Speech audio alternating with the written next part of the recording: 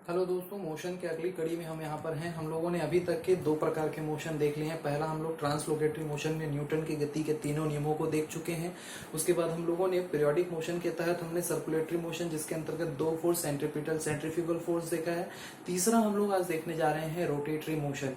भाई देखिए, कोई भी ऐसा मोशन जो कि किसी एक्सिस के है ना में होता है, तब हम उसको बोलते हैं सर्कुलेटरी। फॉर एग्जांपल आपके लट्टू का जो आपका मोशन है, ये रोटेटरी मोशन का एक बेहतरीन एग्जांपल होता है, मतलब एक्सिस बॉडी के भीतर होता है। देखिए, इसका सिग्निफिकेंट क्या है, मतलब हमारा रोटेटरी मोशन का महत्व क्या है अपने डेली लाइफ में, तो जरा समझना चीजों का। रोटेशन के कारण आपको क्या क्या चीजें देखने को मिलती है। भाई सपोज ये सूर्य है और ये है हमारी पृथ्वी, और अब देखिए पृथ्वी का वो हिस्सा जो सूर्य के डायरेक्ट कांटेक्ट में होगा, वहां पर रोशनी होगी, यानी यहाँ पर क्या होगा, डे। और जो पिछला हिस्सा है वहां पर क्या होगा, नाइट।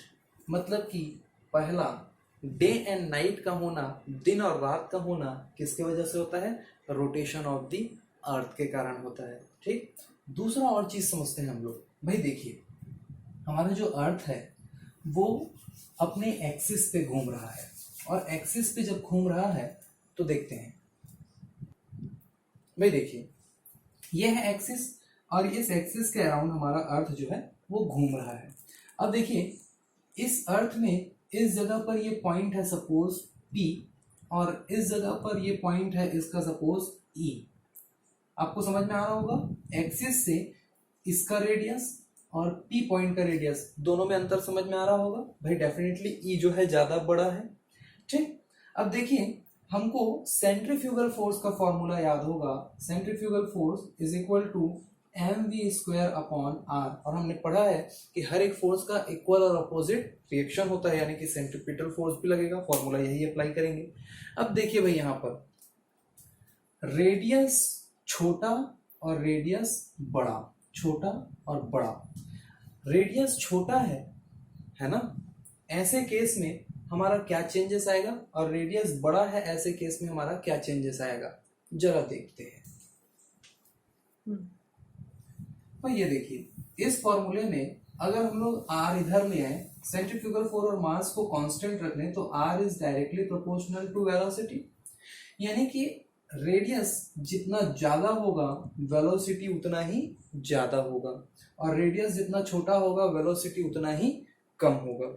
जब सोचिए, जब वेलोसिटी ज्यादा होगा तो अर्थ जो है अपने इक्वेटोरियल पार्ट पर, यानी ई वाले पॉइंट पर बाहर की ओर खिंचाव महसूस करेगा, और बाहर की ओर खिंचाव महसूस करने के कारण, ये आपने देखा गुब्बारा में अगर इस तरह से खिंचाव महसूस करवाओगे या खिंचाव दोगे तो वो अपने बाकी के दो सरफेस से नीचे चपट जाएगा। यानी कि अर्थ जो है अपने पोल्स पर फ्लैट है, जबकि इक्वेटर जोन पर ये ऊपर की ओर उभरा हुआ है। It means earth is bulging in equator and flat on the poles.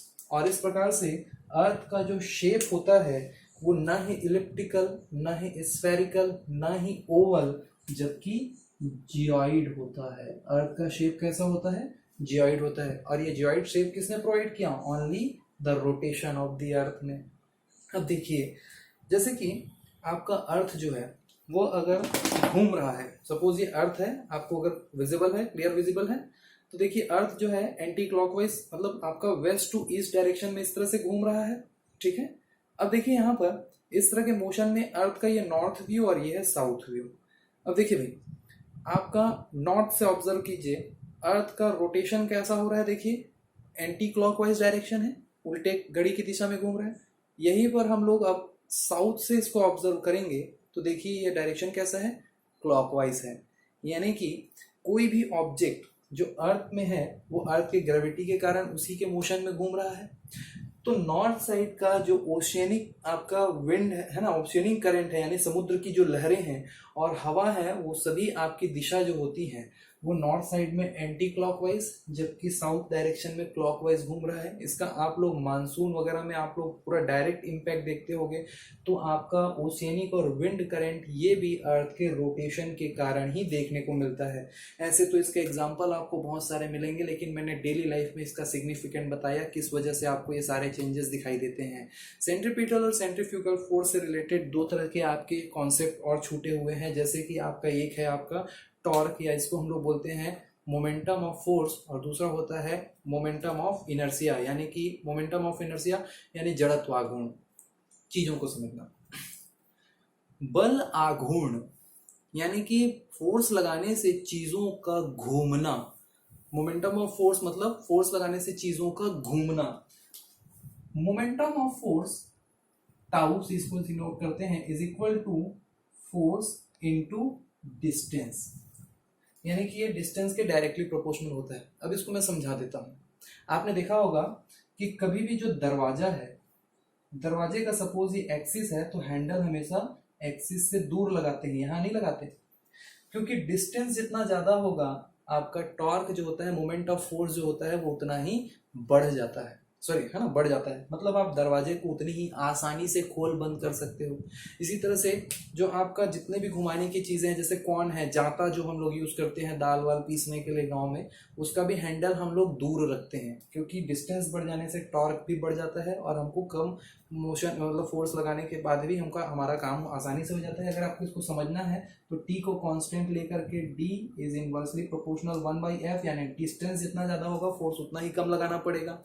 तो ये आपका मोमेंट ऑफ फोर्स है। तो मोमेंट ऑफ फोर्स को बढ़ाने के लिए क्या करना पड़ता है, हमेशा जो फोर्स लगाने का जो आपका पॉइंट है उसको एक्सिस से दूर रखना पड़ता है। तो फोर्स लगाए तो चीजें घूमने लगी, वहीं पर फोर्स लगाएं और घूमती हुई चीजें रुक जाए तो वहां पर हम लोग यूज करते हैं मोमेंट ऑफ इनर्शिया। जैसे आपके साइकिल का पहिया, सपोज ये साइकिल का पहिया है और इस पहिए को अगर हम लोग एक बार घुमा दिए उसके बाद चाहते हैं कि थोड़ी देर और घूमता रहे बिना फोर्स लगाए, तो हम इस पहिए का पूरा मास इसके पेरीमीटर यानी परिधि पर डिस्ट्रीब्यूट कर देते हैं बाय अप्लाइंग स्पोक्स। ठीक है, किसी भी व्हील में अगर हम लोग उसको इनर्शिया को हम लोग रोकना कम करना चाहते हैं तो उसके मास को पूरे उसके पेरीमीटर में डिस्ट्रीब्यूट कर देते हैं। तो भाई साइकिल के पहिए में या गाड़ी के पहियों में बीच का स्पेस जो है स्पोक लगाकर कम किया जाता है। इसका कारण क्या है, ताकि मोमेंट ऑफ इनर्शिया को कम किया जा सके। ठीक है, तो ये दो कॉन्सेप्ट और थे, ये सारे के सारे आपके यहाँ पर एक्सप्लेन होते हैं। सर्कुलेटरी, रोटेटरी और आपका moment of force, moment of inertia, ये सारे कॉन्सेप्ट यहाँ पर खत्म होते हैं। अगर इनसे रिलेटेड कोई भी अगर डाउट हो तो आप कमेंट में बिल्कुल लिख दीजिएगा। आगे मिलते हैं एक नए सेक्शन में।